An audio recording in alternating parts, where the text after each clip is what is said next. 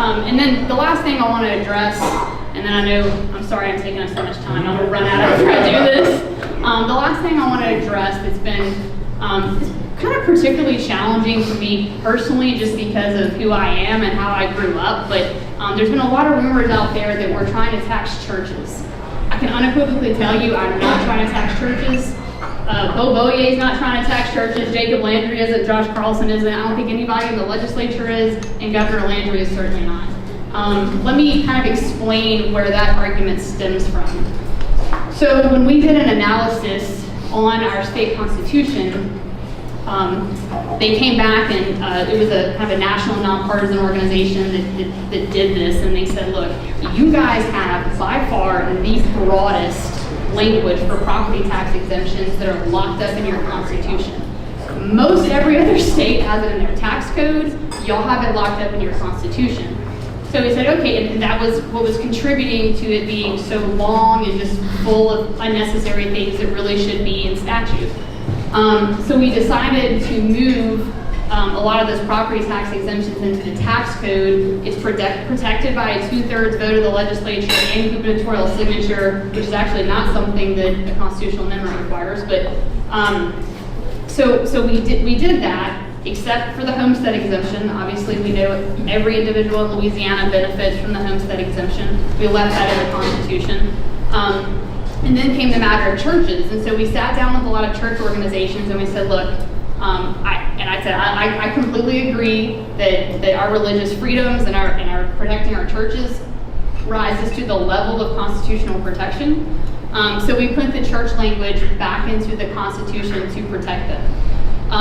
Where some of this opposition started was we had a few concerns pop up. Now, again, during the session, we had a few church organizations come. We sat down, we worked it out. They were all very comfortable. The gentleman from the Council of Bishops, Tom Costanzo, that represents the Catholic Church, was there. He sat down and worked with us on the language.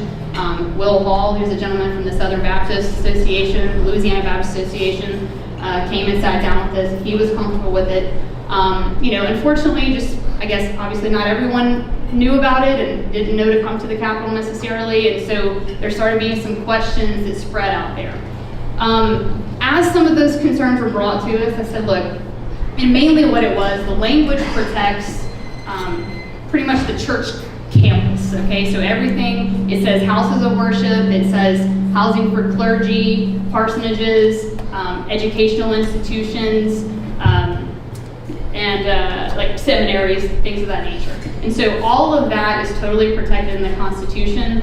I'll sit here and tell you, I believe that probably 99% of the churches in Louisiana, every single building they own falls under one of those categories.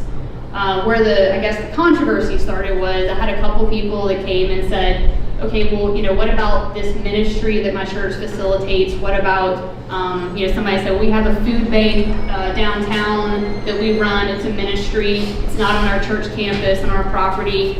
And I said, look, first of all, it is in zero danger of being taxed, because every single thing, like I said, if it's not staying in the Constitution, it was just moved into statute with the 2/3 protection and 2/3 vote in the tax code.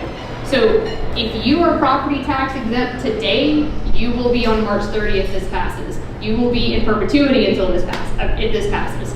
So my point is that no one is in any danger of having a sudden property tax by any means, and I wholeheartedly believe that almost 100% of our churches are entirely protected with that church language that we left in the Constitution. However, I will concede that I am not perfect by any means, Lord knows. And so, a couple of them that came to me with concerns, I said, look, no problem. We will sit down in the next session. I will broaden the language to make sure that you feel very, very comfortable that all of your related ministries are protected in the Constitution, and we'll figure that out. So that's kind of where that came from.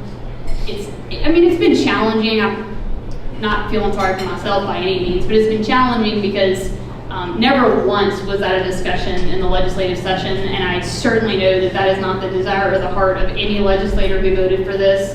I do take it a little personally because I kind of feel bad for my colleagues here, because I authored the bill, and feel like I'm kind of hanging them out on the lurch there. So if you do have any questions related to ministries, churches, anything, please call me. I'll be happy to show you the language. I truly feel like they are extremely protected in this amendment. But again, there's so many other things that are going on in this amendment. I hate that that's been a major concern that's really distracted from some of the other great fiscal reforms that are happening. Lastly,